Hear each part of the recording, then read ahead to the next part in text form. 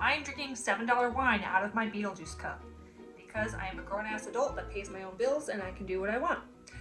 This is my reading vlog. This is Thrills and Kills Booktube. I'm Sarah, and this is my new little reading corner I put together. So, I'm not quite sure what this reading vlog will be called. Essentially, for this last week of October, there are 4 Halloween October-themed books that I am planning on reading. So those 4, I have 3 on Kindle and 1 in a physical copy. So I've got Ray Bradbury's The Halloween Tree, Thomas Tryon's Harvest Home. I have This is Halloween and October's Harvest. So Harvest Home is pretty long. I think it's about 400 pages. The rest of those I should get through pretty quickly. They're more like novellas.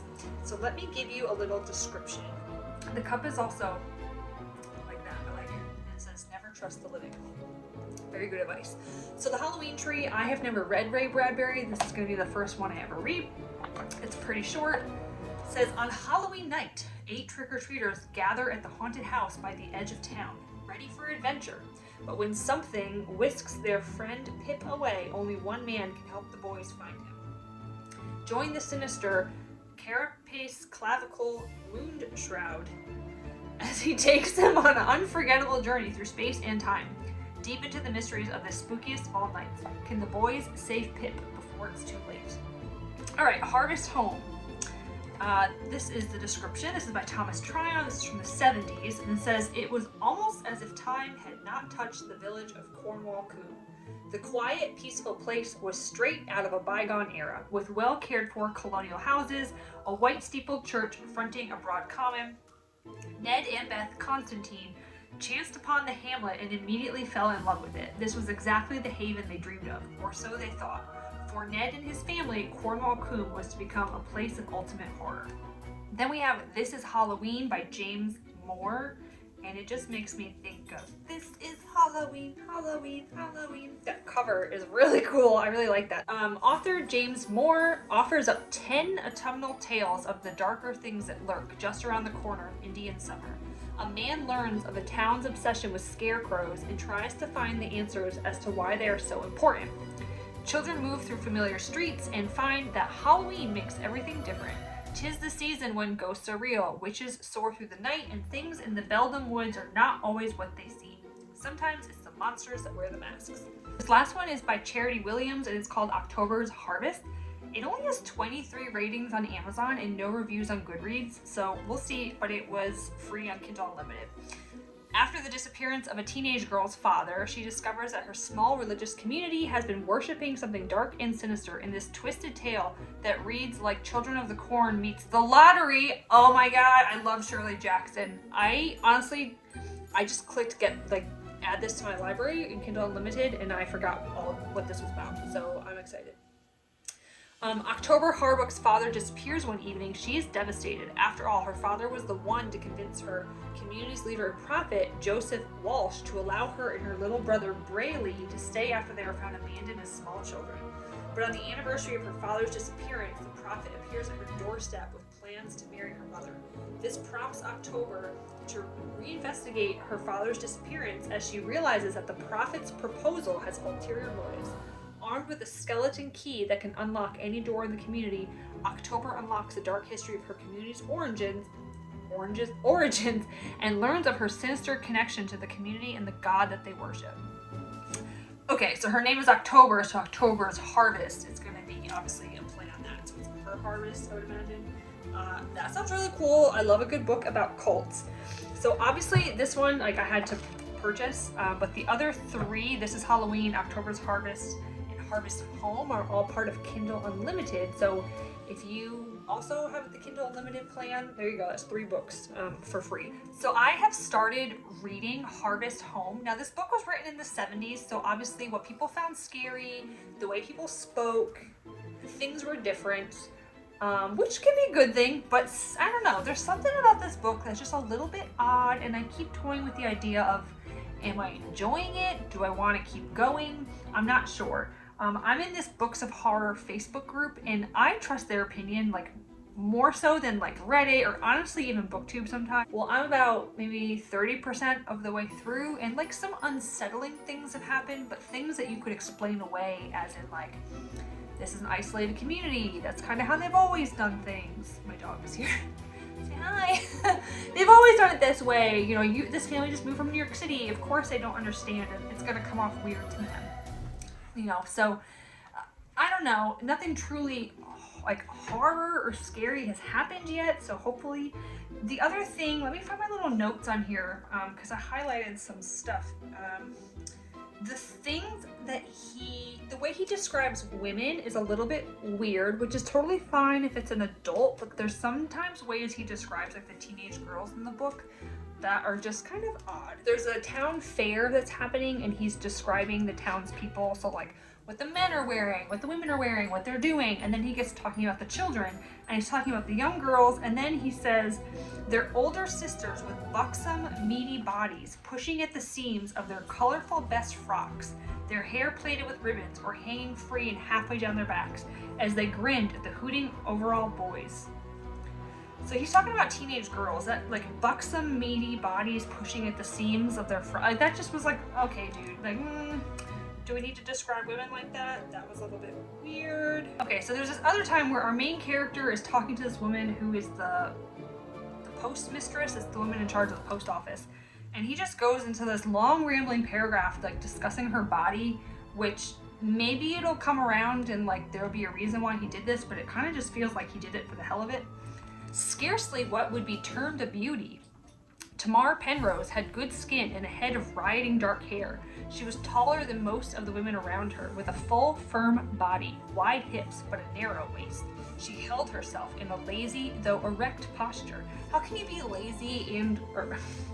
So her breasts strained under the bright print of her dress, showing her nipples to provocative effect. Her lips were very red against the pale skin, and when her hands moved on the child's shoulders at her waist, I saw that the fingernails were lacquered a matching color. So there's like 3 or 4 other times, I don't want to go through all my little like Kindle notes, that he's done that, and I thought it was weird. I'll read a little bit more. Hopefully it picks up, hopefully I like it. I'm really hoping the people in this Facebook group are right and that picks up around 50%, because I'm just really weird about DNFing. I don't feel like I can give my thoughts or review a book that I didn't actually finish, but at the same time, life is short, my free time is valuable. Do I really want to push myself to read a book I'm not interested in? Alright, checking in on my vlog of the 3 or 4 Harvesty October books I'm reading this last week of October. I am 62% of the way through Harvest Home, and I really need to decide, am I just going to spend time and power through this book, or start another book in the meantime? Because at the rate I'm going, I'm not going to finish any other books the rest of this month. I'm just really I'm not digging it, but like I'm interested enough, I want to see what happens to the characters. So I suppose I'm interested enough that I want to know what happens to the characters, but like the plot, I just feel like it's not moving forward, it's not really drawing me in. Now, people had told me that you have to get about 50% in and then it starts to pick up. I will say, right around the 50% mark, there was an event, a pretty like big event that did happen. Not necessarily something scary, but something did happen. And I thought it was really, I'm trying to avoid spoilers. I thought it was really interesting how that came about. And essentially there's a medical event that happens and you're left kind of wondering if this certain character, like, are you a witch? Like, how did you know how to do that when other people couldn't do that? So that I'm starting to question that a little bit, that character. There is an incident where, I'm just gonna say it. So we're surrounding a family, right? The Constantines. There is a scene where Mr. Constantine doesn't outright cheat, but like he does do something inappropriate and his wife is very upset about it. And she is bringing it up, and she's not being passive aggressive, like she's trying to have an actual conversation with him about his misbehavior. And they're at home and they each have a cocktail in their hand, and the wife says something that, yeah, maybe was a little bit passive aggressive, but then the husband, the one who did the inappropriate behavior, it says, I crashed my glass into the fireplace to silence her. You can believe me or not, however you choose, but I'll say it once more, nothing happened beyond a couple of drinks and a kiss. I'd better get a broom, she said. I'm sorry, you're a married couple. What do you mean nothing happened beyond a couple of drinks and a kiss? Like, that's completely inappropriate to be kissing some other woman. And then you're getting pissed off that your wife is questioning you about it and like is not happy with you. There's been a few things that I'm just starting to wonder, like, Mr. Tryon, do you just not like women? Like, what is going on? Like, I know this book was written in the 70s, so you have to think about it, like, differently than 2022, but there's just some weird stuff. I'm like, why are you writing this? Did you cheat on your wife and, like, she got mad at you, and so you're trying to say, like, it's the woman's fault for being mad? I don't know. It's just weird, but I'm just really not digging it.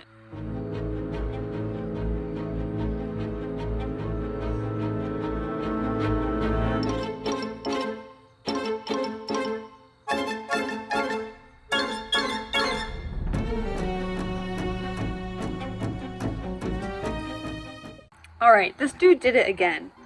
He's talking about, it says, you know, since the incident that he had with this woman, I've seen changes in Beth, that's his wife, which naturally enough, I thought stemmed from her wounded pride.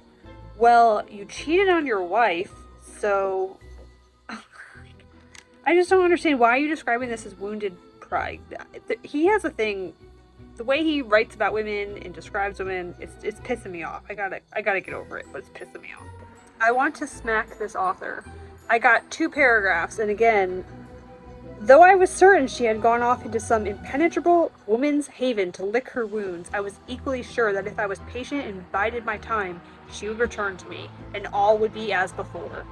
You cheated on your wife. Why are you talking about licking her wounds and wounded pride? You cheated on her!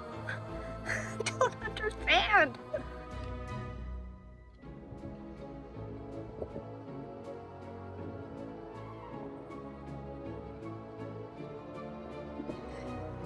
I literally fell asleep at 7:30 reading this book. It's just, I mean, granted, I was very tired, I haven't slept well, but also because it was so, it's just not getting any better, and I think I might just quit it and move on to something else. He just continues to say stupid shit about cheating on his wife, which, spoiler alert, the wife's pregnant. So now he's trying to blame it on the fact that, like, the night he came home from making out with the neighbor woman, the reason she was upset was because she was waiting for him to come home so she could tell him he was pregnant.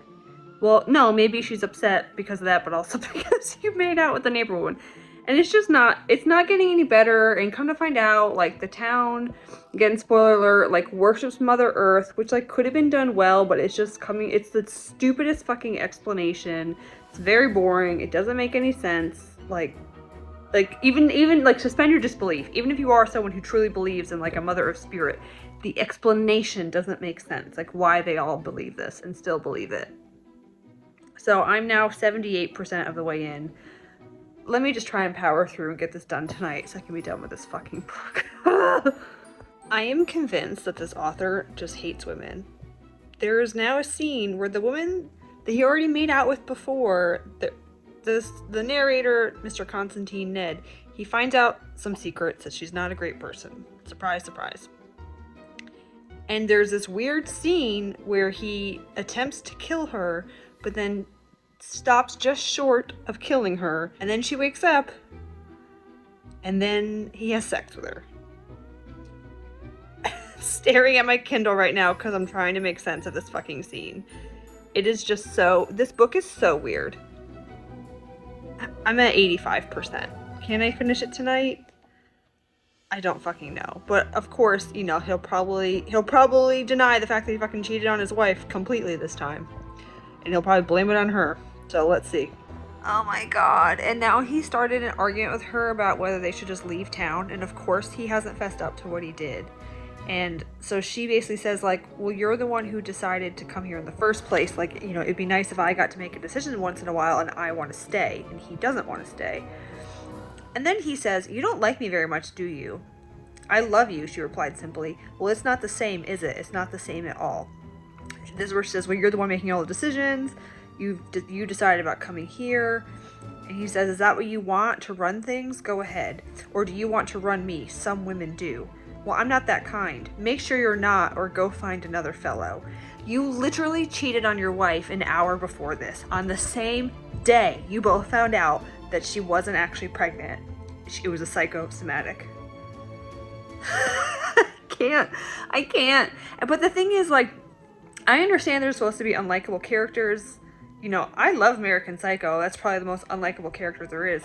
But there's a way to do it, and this author is not, like, giving any explanation that this stuff is not condoned. Like, it's coming across like this behavior is condoned, and it's okay to treat people like this. This freaking Ned Constantine, like, I want to freaking throttle him. He's terrible. Okay, I finished it. I'm giving it 2 stars. The last 10% of the book was decent. Shut your mouth.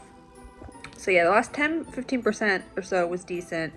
There was like a revenge piece in the end. That was fun. They have a secret ceremony that they do for the women, and the men are not allowed to be there, and he was there, and so, you know, something happened to him in the end because he was there.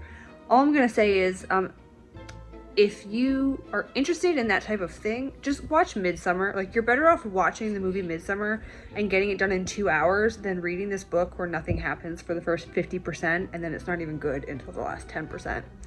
Because it's very clear that Midsummer took a lot of inspiration, probably from other things, but also took inspiration from this book. So just go watch that instead. That's my takeaway. I hated this book. Hey, so I finished Harvest Home. I'm now on my second book. I'm reading a few short stories from, it's called This is Halloween. I'm enjoying it so far. The very first story takes place on Halloween. It's these 2 moms are good friends and they're taking their kids trick-or-treating, and something really spooky happens. Actually pretty scary. And now I'm on a second one. I'm enjoying it.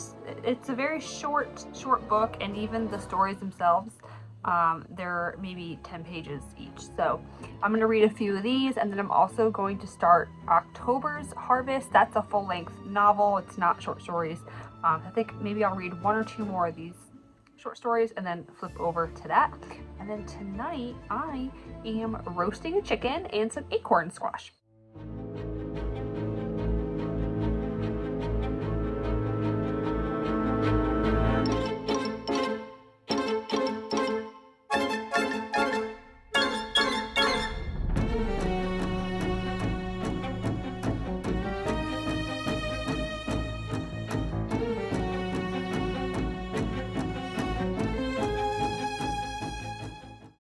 Okay, I am all comfy cozy, got some wine, I had a good dinner, and I've now started to make progress in my other books. So I am about 20% of the way through This is Halloween, that's a short story collection, and 25% of the way through October's Harvest, which is a novella about a cult. I'm really enjoying the This is Halloween short stories. They are really fun and short, sweet, and pretty scary stories that take place on and around Halloween. So I've read 2, and I'm hoping that the rest of the book is just as good. Now I'm on chapter 8, or about 25% of the way through October's Harvest. This is about a cult, and there's cornfields, just like with Harvest Home. But we're following these siblings, October and Brayley, and I freaking hate that name, like Brayley, like cringy. But anyways, these young kids, and they were dropped off at the fence around this cult when they were young. Well, when Brayley was an infant, and she was like, I think 5 or 6. But she is slowly starting to find clues that maybe they weren't dropped off, like maybe they were actually taken. And there's like a caste type society, like a hierarchical society here going on, and there's people who fall into saints and people who fall into sinners. And for whatever reason, it's not clear yet, her family are sinners, and her father has gone missing and basically been, like, you know, proclaimed either dead or that he just ran off. And so the cult leader is trying to marry the mom. Now, what I just told you, doesn't that sound super interesting? I thought it did. Like, that all basically came from the blurb. But I'm a quarter of the way through the book, and I haven't learned anything new from what was in the blurb. So it's just odd. It's just like a 200-page book, quarter of the way through, chapter 8, but nothing is really happening. But at the same time, what you are reading about is just really disjointed. It almost feels like this was like a first pass of a novel, and like it just needs an oomph. Like it's just missing something, like an extra layer or 2. So I mean, it's short enough that I'll just finish it, but I'm not particularly liking it. So I don't know. These book picks have been a bit of a dud, but at least I'm liking the short stories. So I will check back in in a little bit. All right, it is Tuesday, the 25th? Yes. So I'm checking in on this book I just finished called October's Harvest by Charity Williams, and it was a letdown, let me tell you. So this book could have been really neat. Obviously, I was interested in it. That's how I picked it up out of Kindle Unlimited. We're following a teenage girl and her young brother, and they are in a cult, but they start learning things and they want to try to escape the cult, right? I love cult books. Could have been good. But it just felt overall like a first draft, almost like she had an outline, right? Like in this chapter, I want this to happen. And then 25% of the way through the book, this twist, and then this. So you can tell where she was hitting the highlights and the big events, but it didn't pull everything together in between. That's what I'm saying. It wasn't fully fleshed out. There weren't a lot of explanations. And it's like, oh my gosh, this huge thing just happened. Oh wow, that's like life-shattering, life-changing. But then it's not talked about again. We don't really delve into how that impacts our narrator, October, our main character, or her younger brother, Braley. It's just like, what? And then huge things are happening to other characters, but they don't bother to like investigate, or we don't even learn how that impacts them. Like, it's just like, that is life-shattering. What do you mean we're not going to take a paragraph even to like talk about how that person is feeling about it or what they're going to do about it? The other weird thing was there are multiple incest plot points in this book. One is more graphic than the other, and again, I'm not quite sure what that did to further the plot. It was just like out of left field. I'm like, this is freaking weird, which I understand when you're talking about cults and closed communities, that tends to be a common trope, but in my opinion, there's a way you got to go about it, and that wasn't done well. And then the ending, there just wasn't an ending, right? So you know from reading the premise of the book, they're trying to escape. And so essentially it just cuts off, like during the escape scene. It's like, what? Did they get to the fence? Did the key work? Did she get out? Did she meet it? Like, it just, and it not in a way that was a cliffhanger, in a way that felt it just wasn't finished. Like, did you forget to hit save on your final copy and then you published this? It was kind of odd. So this was a debut novel. This was a self-published novel. It's on Kindle Unlimited, so I wanted to give it a shot. I would read, if this author wrote something in the future, I would read it because I see a lot of promise there. It didn't feel like it was fully done. Like, I wish if she were to get a full contract with the publishing house, an editor would really sit down with her and help her finish this and tighten it up and make it what it could be, because there is a lot of good potential there. I don't want to just like rag on this person, because it really could be a good book. The other thing was because I was going back after I read it to be like, was this self-published, or I'm just trying to figure that out. And when I pulled up the information on Amazon, because I got it through Kindle Unlimited, it says the reading age is meant to be 13 to 17 years old. So that made more sense in that it wasn't such a sophisticated book. With some of the stuff, like, I feel like my criticisms still stand no matter what age group they're writing for. And then if you are really writing for 13 to 17 year olds, I'm not quite sure that the incest stuff should have been in there. I don't know, I don't have children, but that seemed a little bit weird. Anywho, those are my thoughts on that one. I'm still trying to finish up This Is Halloween. I'm really enjoying that. Those short stories are fantastic. And so I'm gonna try and finish that up. And then I also have to read The Halloween Tree by Ray Bradbury. That'll be really quick because I've never read any Ray Bradbury.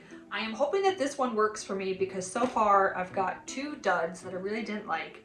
I've got a short story collection that I'm enjoying. I'm hoping this one I like. Otherwise, this whole vlog would have been for nothing. It would have been a disaster. So that's where I'm at with that. I'll check in once I have read more of the This Is Halloween and once I start Halloween Tree. Hey guys, so I'm doing a check-in for my vlog video where I am reading different Halloween Harvesty books. So it's kind of going off the rails a little bit. However, I did finish the book of short stories called This Is Halloween, and I enjoyed it. I'm not necessarily someone who likes short stories, but this one was good. I thought all the little stories were pretty decently scary, all Halloween themed. I enjoyed it. However, the 2 novels I read so far for this vlog were duds. I still have to read Ray Bradbury's Halloween Tree. I'm gonna hold off and read that the weekend of Halloween, so I'm hoping that one's good. But really what I've been doing is either reading Daisy Darker from my library. You can see I've actually gotten pretty far through that, which I am enjoying it a lot. I haven't read a thriller. Actually, that's a lie. I read a thriller at the beginning of October, Ruth Ware's The It Girl. So that's kind of fun to be reading the newest releases from both Ruth Ware and Alice Feeney. I like both of their books. But really what I've been doing is if you're in the US, there's been a trial being live streamed the last few weeks, the Waukesha Parade killing. Rel Brooks is the defendant, and I enjoy true crime. It sounds kind of weird to say that, but I tend to watch if there's live stream or legal commentary of pretty like popular, well-known cases in the United States. I like tuning into that kind of stuff, and this case has been, if you watch true crime, it's been everywhere. It's live streamed all over YouTube, and it's unique in the fact that this guy, so he drove his car through a Christmas parade in Wisconsin last year. That's a state here in the US if you're not from the US. And it was all caught on film because people were filming the parade. I mean, there were thousands of people in the city downtown watching the parade. He denies it was him. He is self-representing, and he has been acting a fool during the case. That's why it's gotten so much attention. I haven't been reading that much the last few days because it was closing arguments and then jury instructions, and the verdict just came back today about an hour before I'm filming this, and he was found guilty on all 76 counts. He will be facing multiple lifetimes, and he will never have a chance at parole. So anyways, that's the rundown. You didn't think you were going to be getting a legal commentary in this book video, but that's the reason I haven't been reading so much, because I've been watching these and listening while I'm like working during the day. So anywho, that's that. I'm hoping I'll finish Daisy Darker. I've got about 100, yeah, almost exactly 100 pages left. Okay, I'm back. Sorry if this lighting is weird. There's a storm happening, and I'm doing my best.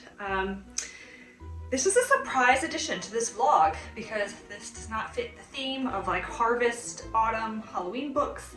It's just a book I wanted to read, and I was so upset with the first two duds of this vlog. I wanted to read something good as a palate cleanser, and I wasn't sure how this was going to go, and I was super excited that I liked it. And that is Alice Feeney's newest book, Daisy Darker. I will say I prefer Ruth Ware, which I think I've actually mentioned it in this video already. I prefer Ruth Ware, her overall stories, her twists, her turns, how she does all the like surprises. But I prefer Alice Feeney's writing, the words she chooses. It's just a very beautiful way that she writes. So going into this, I wanted to read it because it's, you know, it's a new release. My library had it. I like reading thrillers. I've been reading so much straight up horror. I wanted to get back to a thriller, and I've been seeing it everywhere, and I know people have liked it, so I wanted to give it a shot. But again, I wasn't sure how it was going to go given my track record with Alice Feeney. I really liked it. I'm very happy. So I'll say that I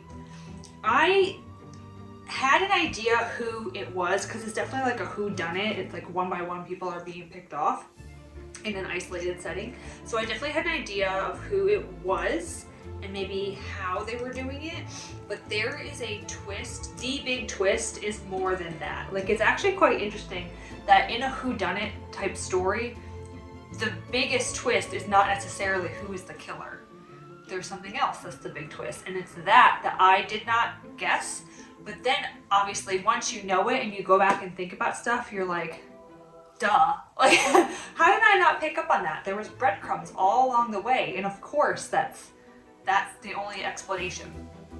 But it also delves into very toxic family structures, really dysfunctional families, and honestly parts of this book were a little bit hard for me to read. Not that there's really anything as far as trigger warnings, but it was just kind of hard to read. Our narrator is talking about feeling overlooked, you know, in a family where you're not quite sure, are you ever truly loved? Like, there were some really depressing things for a child to go through that I really was like, yeah, I unfortunately can empathize a little bit with that. And I think this book will stick with me longer. Rock, paper, scissors, I know I liked it, but it wasn't quite memorable. I think this will be different in that I liked it and it will be memorable, just because parts of it unfortunately hit close to home. So it is now October 27th. It's a Thursday. As far as my reading plans for the month, I only have one more book I need to read, which is, again, Ray Bradbury's The Halloween Tree. For this vlog and also for the Halloween Weekend Readathon, I need to read that for one of the prompts. But other than that, I don't have any other plans. I'm not sure what I'm gonna read next. I might try and read Leech, because that's also a library book. That way I can get that done. Or I don't know, I've gotten a lot of stuff in the mail recently. I keep saying I'm not gonna buy any more books, but I recently got some stuff that I'm just really looking forward to reading. I don't know, we'll see. I'll let you know how it goes, I guess.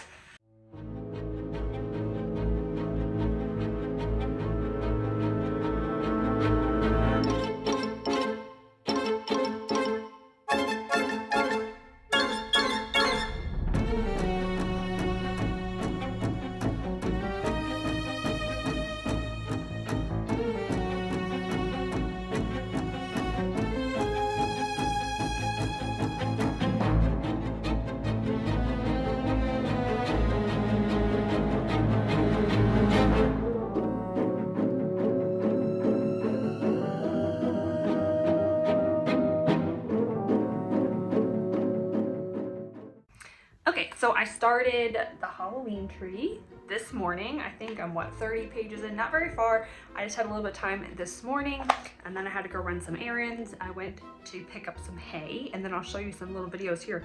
They had really good deals on pumpkins, so I picked up some pumpkins, because you can still have them even past Halloween. Like, it's, you know, Thanksgiving time. Pumpkins are still appropriate home decor. But I'm really liking it so far. I guess I didn't realize that it's actually a young adult novel because the imprint is Yearling, and then it says how like Yearling specializes in young adult novels. And I really like the way Ray Bradbury is describing the town. Let me pull something up. Although I like it, but if it was a full-length novel, I think it could go overboard. I like the fact that it's a short story so that, you know, you can take this in small doses. Let me read the opening paragraph. I think that really is a good example of his writing. It was a small town by a small river and a small lake in a small northern part of a Midwest state. There wasn't so much wilderness around you couldn't see the town, but on the other hand, there wasn't so much town you couldn't see and feel and touch and smell the wilderness. The town was full of trees and dry grass and dead flowers now that autumn was here, and full of fences to walk on and sidewalks to skate on and a large ravine to tumble in and yell across. I like that. I'm like, I can really picture that. I've got a good idea in my head of what's going on. So the action, I think, is just about to start. I'm at the scene where they got to that haunted house and that weird creepy dude is there and they see the Halloween tree for the first time. So one thing that's cool, let me see if I can do this. So from back here, you see how it looks like a skull or even like a Grim Reaper, but then as you get closer, see how it's like individual little characters? I thought that was a cool little optical illusion, if you will. So I'm gonna read some more today. We're going out to have a nice dinner tonight, but I will get this done by the weekend. So then I have to edit and get this up for Halloween. Hey friends, if you've made it this far to the end of the video, thank you. So I finished the Halloween tree this morning, and overall, I liked it. I think it's gonna fall somewhere along a 3 or 3.5 star, just because it is obviously meant for YA, middle grade, younger audience. I also think he very specifically wrote it for boys. There's parts of it I really liked, and there's parts of it that just didn't work so much for me.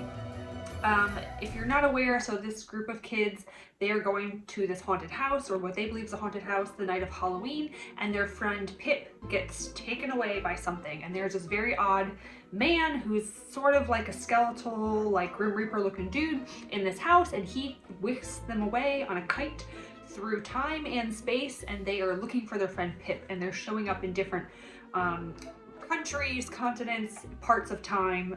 They end up in the Egyptian pyramids, they end up at Notre Dame with the gargoyles, they end up in Mexico for Dia de Muertos. So I really enjoyed that part. That was kind of cool. Every few chapters are popping up in a new scene. I really enjoyed the stuff about Dia de Muertos and the sugar skulls, the calaveras. I've been to Mexico City for Dia de Muertos, so I really enjoy that aspect of their culture. But then some of the other stuff, I feel like maybe there's something I just didn't get. Like halfway through the book, I was feeling kind of lost and not quite understanding what was going on, which is a little bit concerning if it's a middle grade book and I'm not able to keep up with it. I don't know, there was just something about it. I don't think I was grasping everything that was happening, or some sort of explanation I wasn't getting it. So that kind of held back some of my enjoyment of the book. And then the very end, the very last sentence, I'm not quite sure how to interpret that. So anyways, but I mean, it was enjoyable enough. It was a fun little read for Halloween, but not something I'm going to reread every year. So we've come to the end of the vlog. I've now read 4 Halloween type, well, originally Halloween books I was looking to read, and then we add on Daisy Darker, which does take place on Halloween, so that was appropriate for this vlog.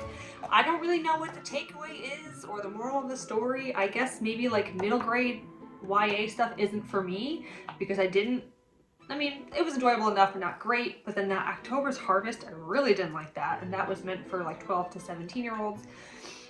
But then that doesn't explain why I didn't like Harvest Home. That's very much an adult book, but I hated that one. I was surprised that I did enjoy This Is Halloween, the book of short stories, because I don't normally enjoy short story anthologies. And yeah, and in Daisy Darker, I really liked that, and I was pleasantly surprised. I do need to bring that back to the library today or tomorrow, so I'll be making a trip. But yeah, that's the end of my last week of October Halloween vlog. We watched Pet Sematary last night, the 2019 remake, which is very different, like a complete opposite child from the first one, the original, so that was neat. Tonight is Halloween Eve, so we're gonna do some horror movie binging, and same thing tomorrow, which is pretty much every weekend for me. But that's all I got for you. Stay tuned the next few days. I'll be releasing videos about my November reading plans, what readathons I'm participating in, and then I'll also have a big October wrap-up coming soon. I think I ended up with like 15 or 16 books, so that's gonna be quite a video. I've got a shopping vlog coming. I went to a 12,000 square foot bookstore, and I've got a book haul video coming, so all kinds of fun stuff, and we'll keep the spooky vibes going. Today we've got Easy Bake Coven. So that's it. I hope everyone has a fun and safe Halloween. Stay spooky, my friends.